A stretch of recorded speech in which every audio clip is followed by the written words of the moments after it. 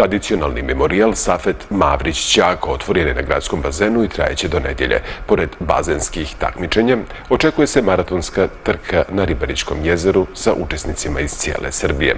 Na memorijalu će planinari, ribolovci i plivači se nadmetati u različitim disciplinama sa posebnim fokusom na mlade takmičare, njih oko 100 u ovogodišnjem promotivnom izdanju.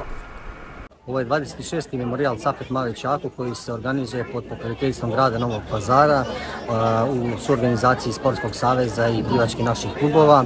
Organizovat ćemo takmičenja u plivanju, ribolovu i planinari će odraditi svoju relaciju. Ono što je zanimljivo, mi želimo da sve manifestacije koje su tradicionalnog karaktera, da svake godine unapredimo. Tako smo i ove godine radili na takmičenju u plivanju gdje smo podelili takmičenje da se organizuje u 2 dana.